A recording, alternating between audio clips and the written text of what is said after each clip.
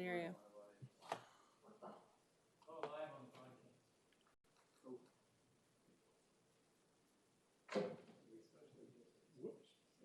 Hi, Tony, how are you? Saw you there a moment ago.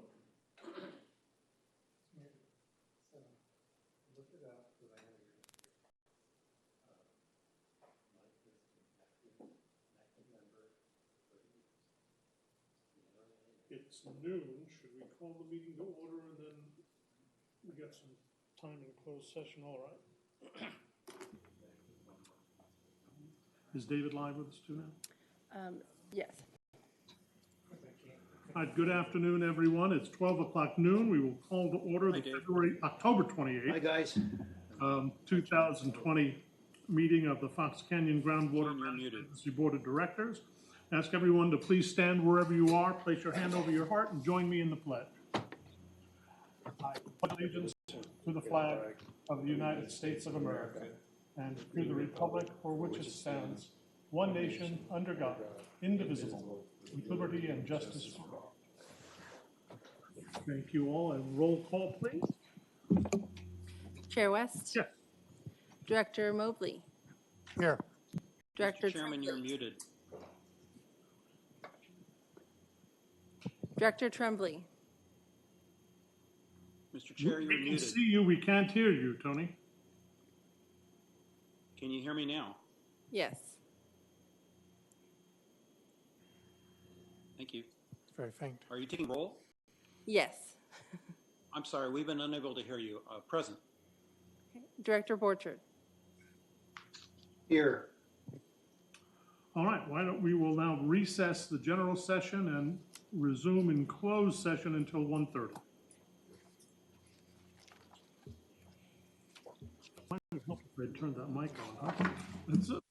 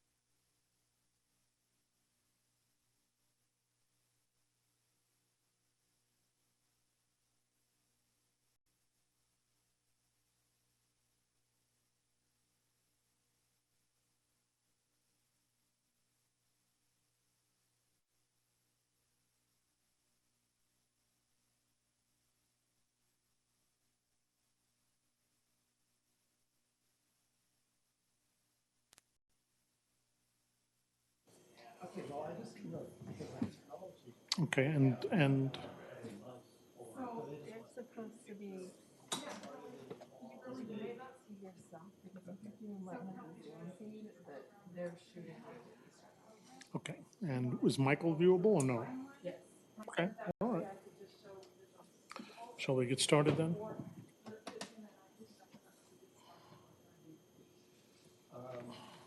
well, what I'm unclear is, are there certain, All right, good afternoon, everyone. It is 1:30 PM. We are resuming general session for the Fox Canyon Groundwater Management Agency Board of Directors meeting. Can report that no action was taken in closed session that requires reporting out in general session. With that, we will proceed with the agenda and the agenda review. Yes, Chair West, this is Jeff Pratt with the GMA. Staff would request that you move items 10 and 11 to the top of the regular agenda for consideration. Thank you, we'll do that. Next, we'll move on to public comments. Anybody wishing to make a public comment, please raise your hand so that the clerk can recognize you.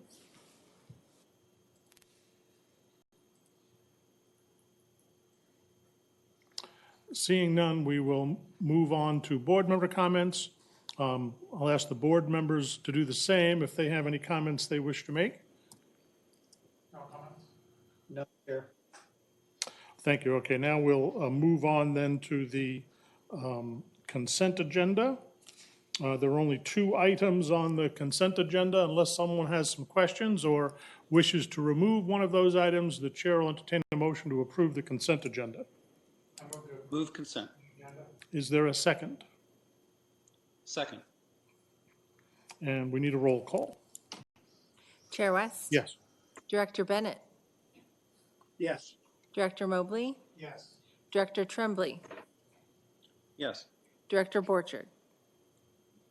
Yes. Thank you. We'll move next to item number 10 out of order on the agenda.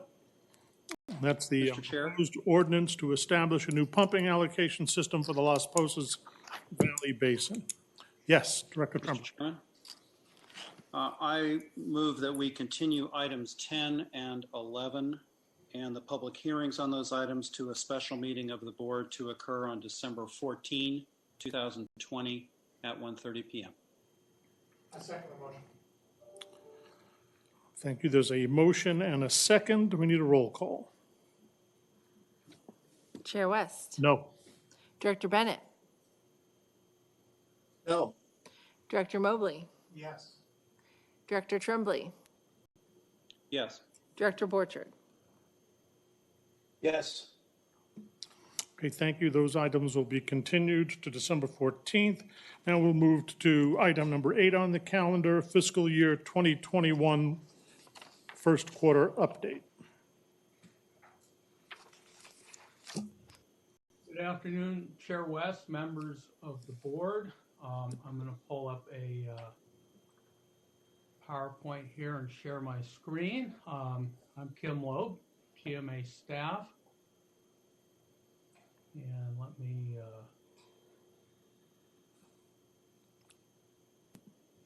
Keely, can you turn the volume up a little bit on that?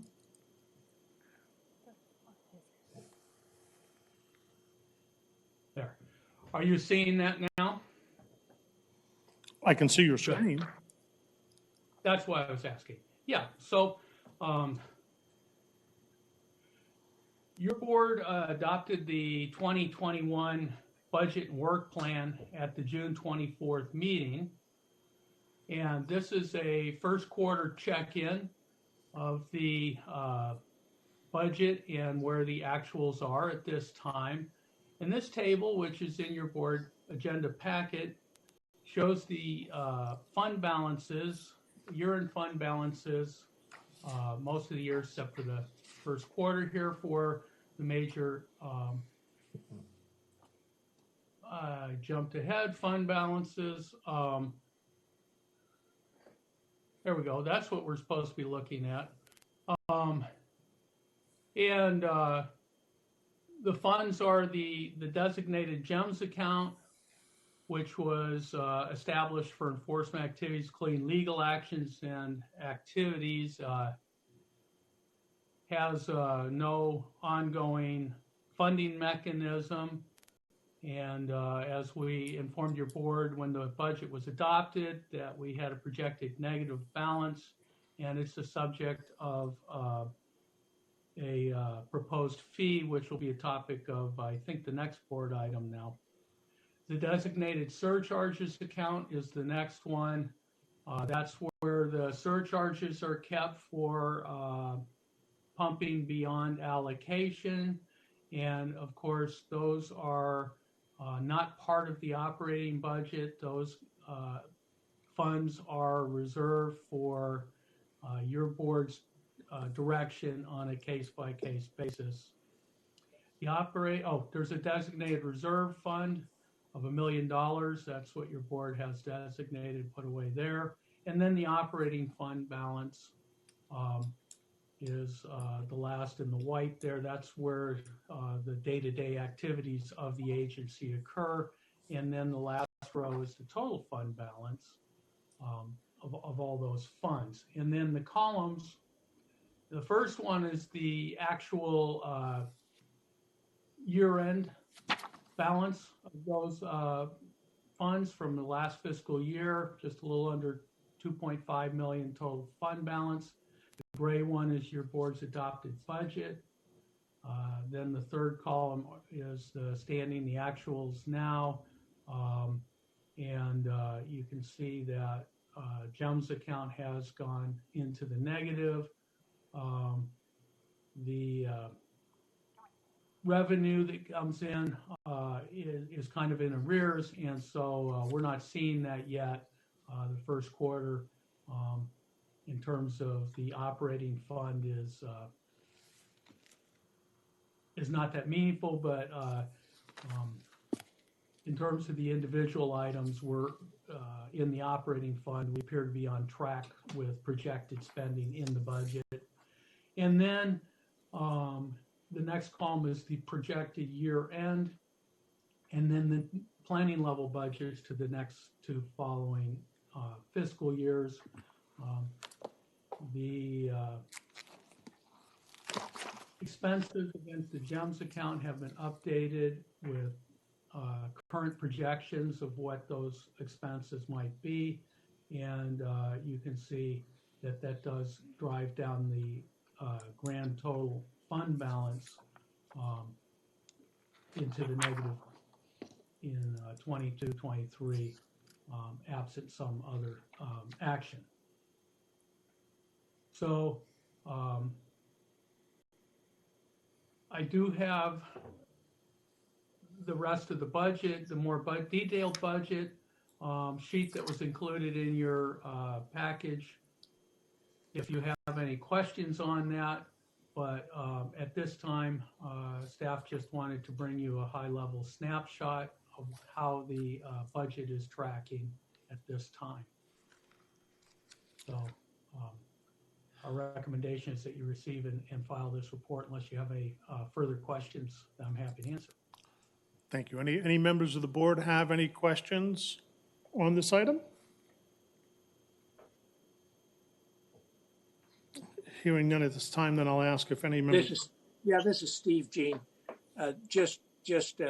How much better would this look if we had not sent the $3 million to United for the water that they had already purchased? Which accounts would look different? So that came out of the designated surcharges account. So this line here, if you're seeing my mouse, the second white designated surcharge account there, that would have a balance of an additional $3 million. Right. Thank you. Thank you. Any other questions from the board? Are there any questions then from the public? Please raise your hand and you'll be recognized.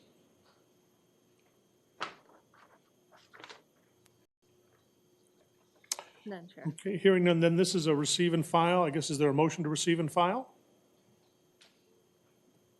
So moved. And a second? And a roll call? Chair West, Yes. Director Bennett, Yes. Director Mobley, Yes. Director Tremblay, Yes. Director Borchert. Yes. All right, let's move on then to item number 9. Resolution 2020-5, opposing a fee on groundwater extractions. Chair West, members of the board, Kim Loeb again, GMA staff.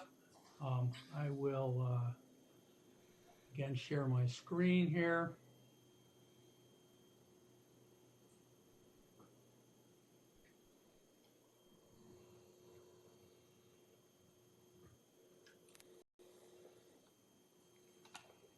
So, as a background, the agency's regulatory program has expanded significantly since SGMA has been passed, and we took on the duties, additional duties of GSA, and correspondingly, our legal costs have increased as well.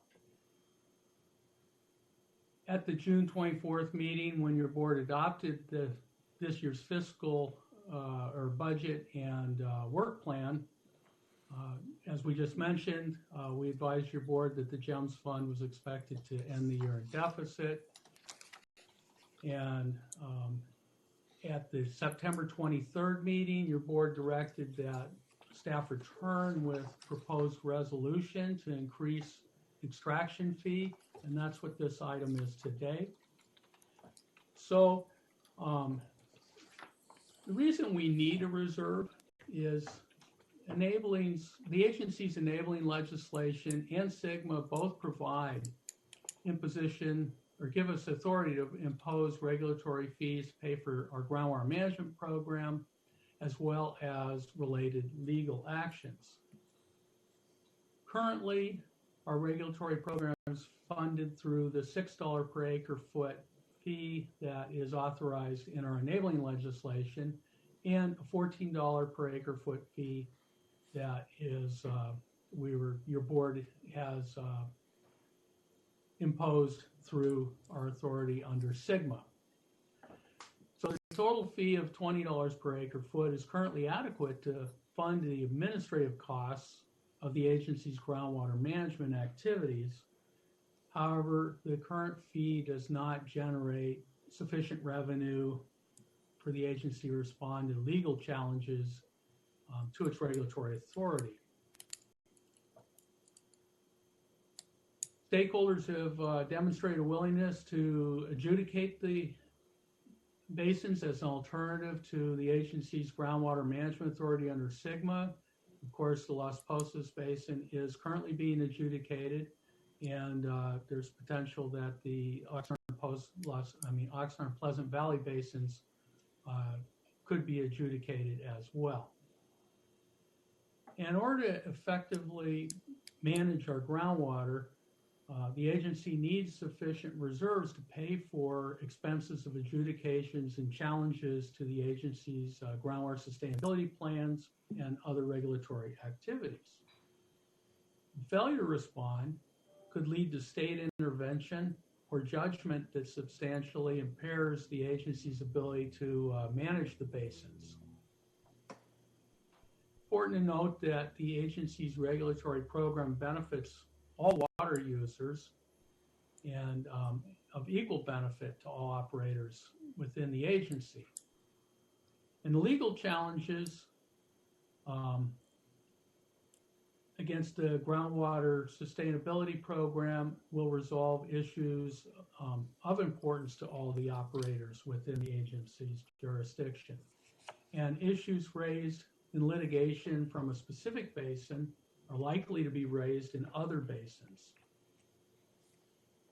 So the GEMS fund, which we talked about in the previous budget item, was established in April 2006 through board resolution, which imposed a $2 per acre foot charge to pay for enforcement activities, including legal actions and challenges.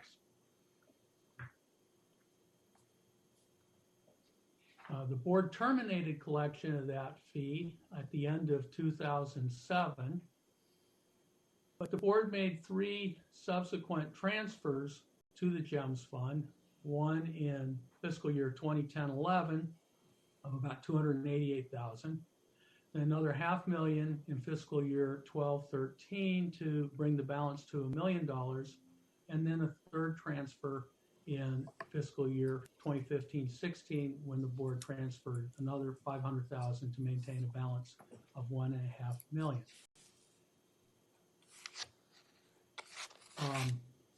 The GEMS fund balance at the beginning of fiscal year 2018-19, back in July of 2018, was a little over $1.5 million, but now, as of the end of the first quarter of this fiscal year, September 30th, has a $114,000 deficit.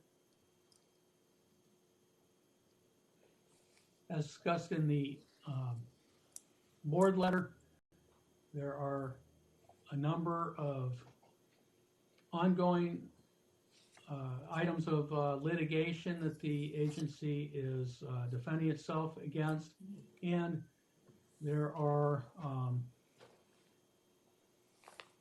a number of reasonably anticipated potential litigation items in the future that it's prudent to develop a reserve fund in order to have the ability to address those.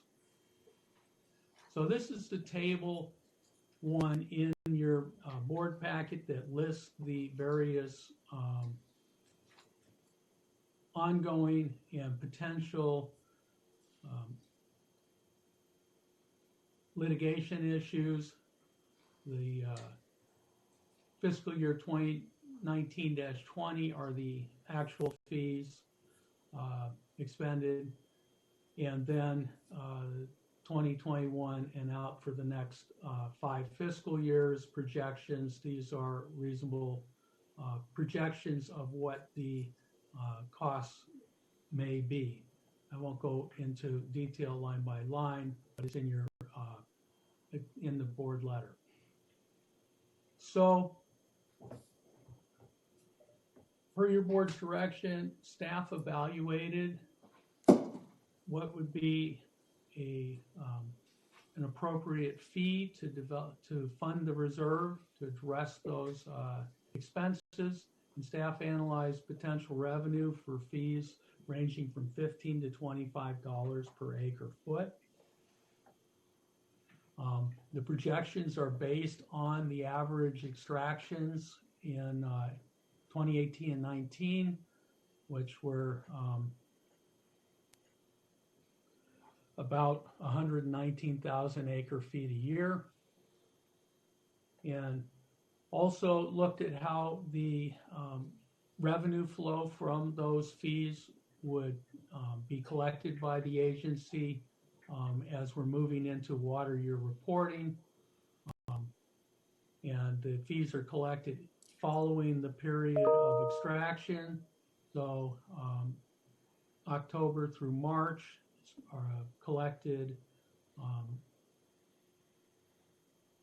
following that period, and the revenues are generally received in May, and then the second period of April through September, those revenues are generally received in November. So a January 1st effective date of this proposed fee, which is what is proposed, means the initial fees would be received in May of next year for the period of January 1st through March 31st of 2021. Because agricultural pumping varies significantly, as we know, through the year, staff analyzed the AMI data, the monthly AMI data, to evaluate what proportion of the annual pumping and therefore revenues to be generated by the fee would be received in those first 3 months of the year and each period thereafter. And the M&I extractions were assumed to be consistent throughout the year. They're fairly constant. So this table is in your board letter as well. And so what we're looking at here is we're looking at the projected revenue and expenses from that table one we looked at a moment ago, and the balance of the GEMS account for at the top table at $15 an hour, then the middle one that's in yellow at $20 an hour, and then the bottom one at $25 an hour. I'm sorry, per acre foot.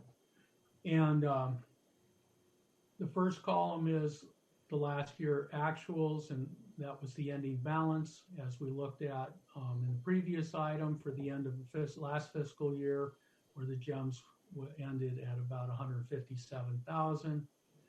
And then because the revenue in this current fiscal year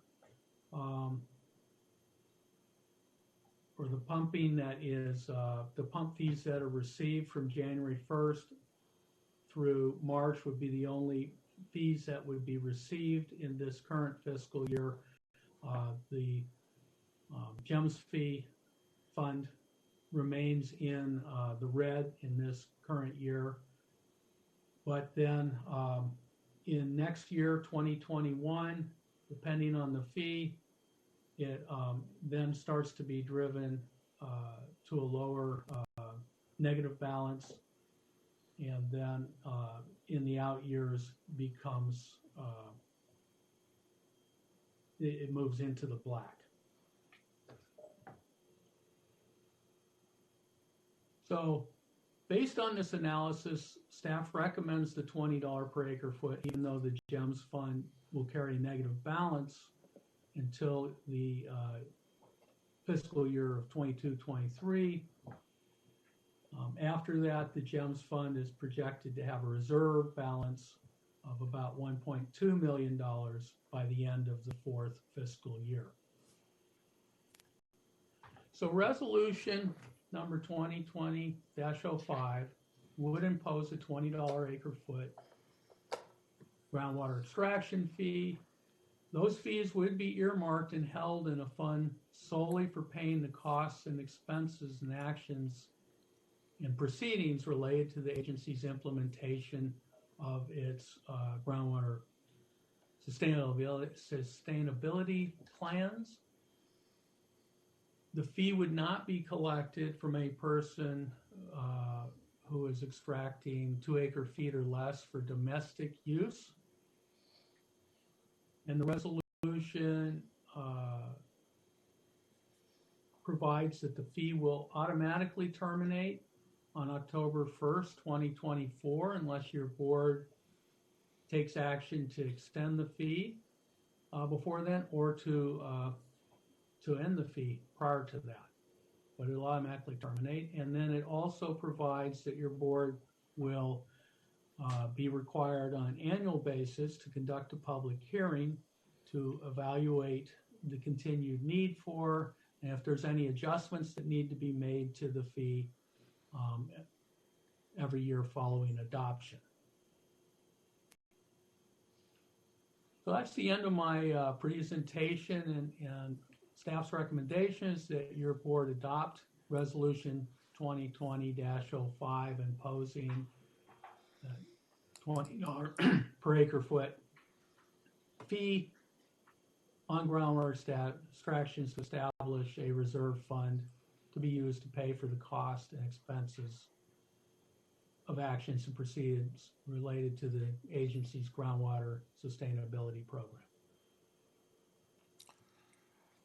Thank you, Kim. Let me first ask if there are any questions or comments from the board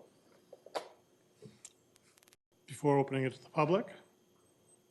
I have one, Chair. Chair West, I have one. Yes, please. Kim, could you explain the thought process of, you indicate selection of a $20 per acre foot fee would result in negative balances for a few years, and I guess ultimately get us to a point of being in the black in the 2024 time period.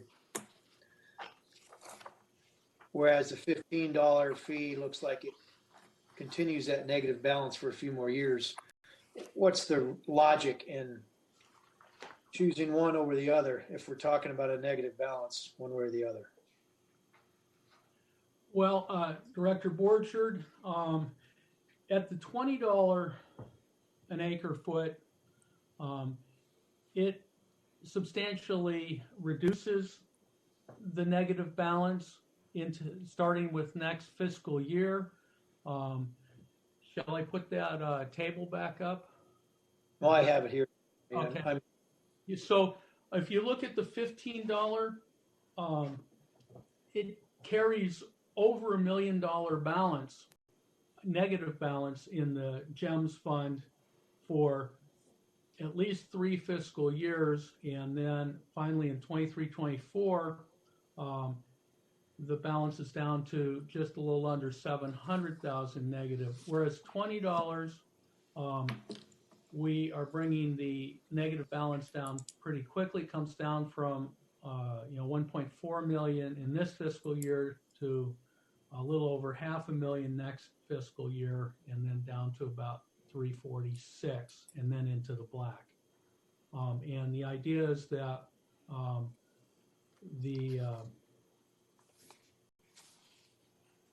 that the fund would carry a reserve by when the fee was ended, as it had when your board initially established the GEMS fund and then funded it 3 additional times in order to maintain a reserve balance. And this would get us to the reserve balance in by the 4th year, whereas at $15, it wouldn't get us to a reserve balance until the 5th year, and a balance that is considerably less than what your board has previously maintained the fund at.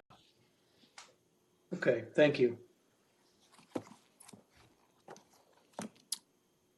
Anyone else? Kim, I like the I like the idea of the sunset provision in this, as well as the requirement to annually revisit this analysis in order to check the estimates against the actuals to see whether or not the fee is reasonable or not, and adjusted accordingly. I think that's a positive thing. If there are no other questions or comments from the board at this point, I'll open it up to the public. If anybody has a question, please raise your hand so the clerk can recognize you. Mr. Perello? Bert, can you hear us? We can't hear you.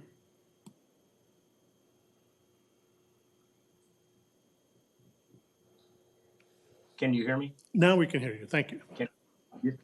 Thanks, Chair West. I just have a question on Table 1, and I appreciate the presentation. I appreciate the presenter, but he used this word quite a bit, manage, and mostly he mentioned the word manage with groundwater.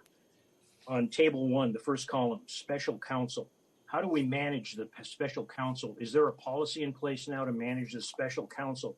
Is it the county council that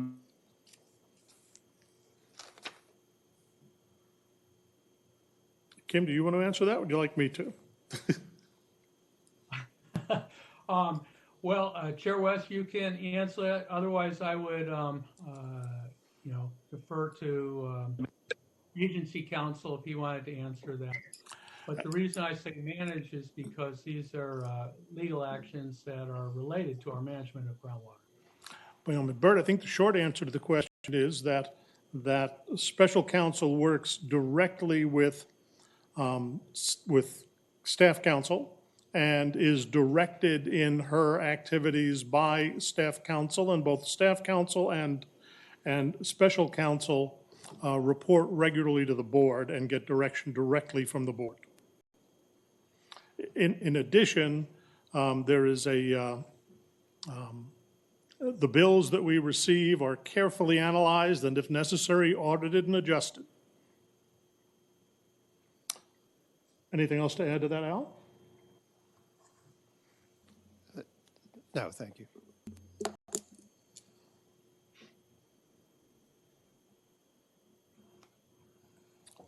Does that answer your question, Bert, or was there something else? That's that. Yeah, okay, that answers my question. Thank you. Thank you. Anyone else have a question or a comment? Mr. McLaughlin. Good afternoon, Chair West, members of the board. I wasn't going to speak, but since the matter of special counsel was just raised, being a water lawyer practicing the space and seeing what yields success and agreements and conflict resolution, water counsel that is oriented towards that end plays a fundamental role. And I have to commend your choice in Ms. Evans as counsel to the agency. She has done more, in my view, in the last year to seek resolution in a constructive manner than I could ever have imagined. And I'd say, to be very clear, not a pushover or to be rolled in any respect whatsoever, very well represents the GMA's interest, but she does it in a manner that really potentially leads us to turning a page where some of this litigation can be resolved and the cost can be truncated and ultimately eliminated. And so I think that the funding for special counsel here is well worth and a very, very significant and appropriate investment by the agency. Thank you. Thank you, Russ.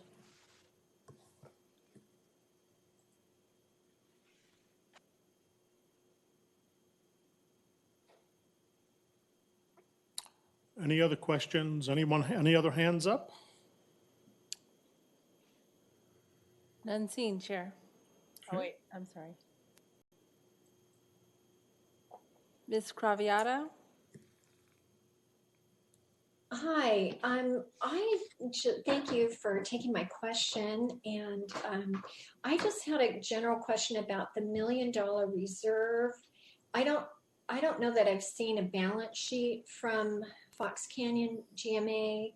And I just wondered how much money is actually in the bank right now? And why wouldn't we use some of the $1 million reserve towards this? You know, because it is sort of an unusual thing, all the litigation.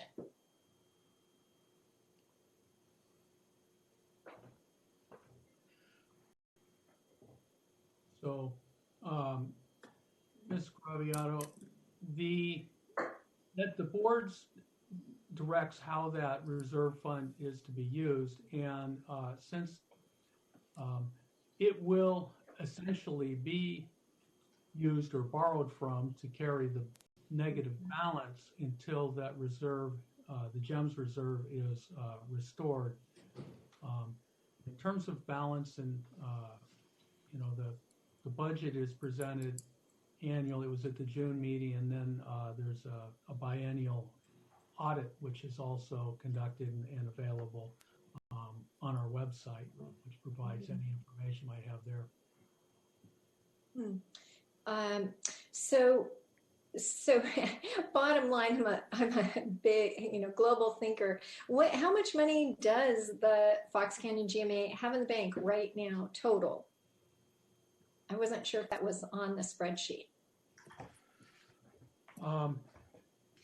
That was on the previous line, the budget. So as of right now, the grand total fund balance is at $1,667,615 as of the end of the first quarter, which was September 30th. Okay, so everything was included. Yes. It is a pretty big jump up in fees. So I don't know. Yes. But thank you for answering my question. You're welcome.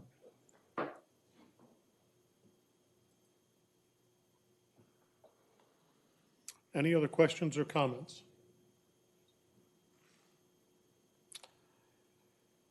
Hearing none, then we will turn back to the board. Any questions or comments, or is there a motion to adopt Resolution 2020-05? I move the adoption of Resolution 2020-05. And a second?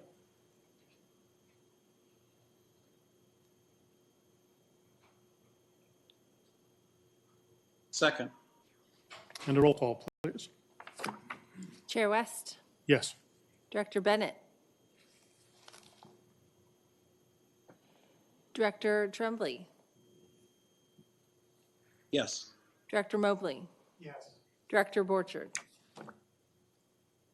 Yes. Thank you. Let's move forward then to item number 12 on the agenda, an ordinance to amend the ordinance to establish an allocation system for the Oxnard Pleasant Valley groundwater basins.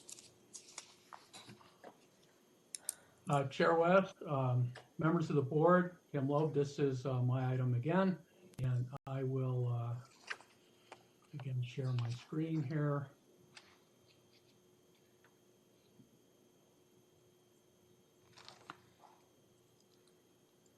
So at the September 11th special meeting, your board directed that staff bring this ordinance to you, amending the Oxnard and Pleasant Valley Basins Allocation Ordinance to waive most surcharges during the first year.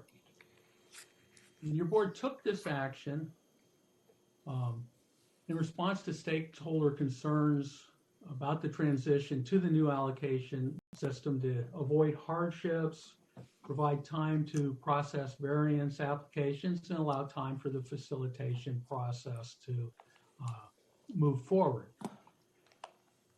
And the proposed ordinance would amend the OPV allocation ordinance to impose surcharges for extractions in the first year of implementation only if they exceed the higher of new allocations or the reported 2018 extractions that did not incur surcharges during the first year. For M&I and domestic operators, 2018 extractions would be those reported during the calendar year, which is the reporting period for those operators. And then for ag operators, it would be the crop year 2017-18. And the reason 2018 extractions were selected is because it was a dry year. 2019 was a wet year and the extractions were correspondingly lower. Unfortunately, projections are that this winter this water year will be a dry year. So that's why 2018 as another dry year was selected as appropriate. So that is my presentation, fairly short and sweet. And we recommend that you receive this presentation, conduct a public hearing, and adopt the ordinance. Thank you, Kim. With that, let me move directly then to convene a public hearing, open the floor for questions or comments from the public on this ordinance before it's considered by the board. If you have a question or comment, please raise your hand so the clerk can recognize you. Mr. Bondi? Good afternoon. Can you hear me? Yes, Brian, thank you. Yes. Just actually more of a question and request for clarification for the, and well, first of all, thank you to staff and the board for considering this. We think it's a appropriate measure to have a soft landing on the new system. So just a question and clarification on how this works for agriculture.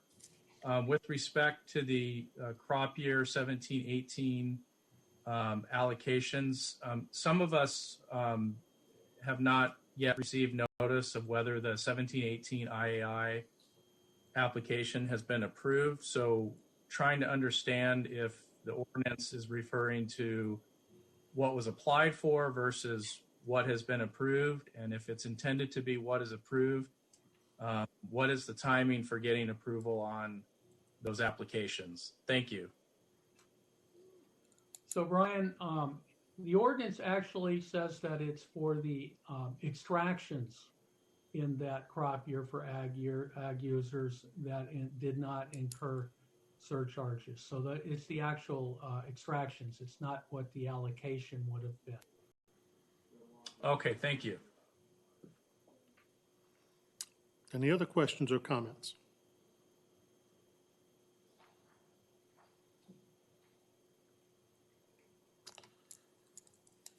Seeing no hands and hearing no questions, let me turn next to the board and ask if there are any questions, comments, or motions from the board.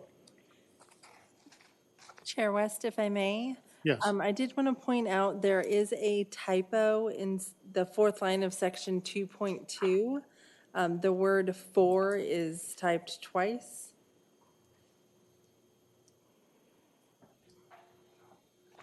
Yes. Okay. With that correction, then, is there a motion to adopt the ordinance to establish the allocation system for the Oxnard Pleasant Valley groundwater basins to reduce the potential for imposition of surcharges on extractions during water year beginning 10/1/20? That's my motion, Steve Bennett. Thank you. And a second? Second. Thank you. And a roll call, please. Chair West, Yes. Director Bennett, Yes. Director Mobley, Yes. Director Tremblay, Yes. Director Borchard. Yes. Next, we need a motion to receive and file the executive officer's report. So moved. And a second, Second. and a roll call. Chair West, Yes. Director Bennett, Yes. Yes. Director Mobley, Yes. Director Tremblay, Yes. Director Borchard. Yes. Okay, thank you, everyone. With that, we are adjourned. Thank you. Thank you.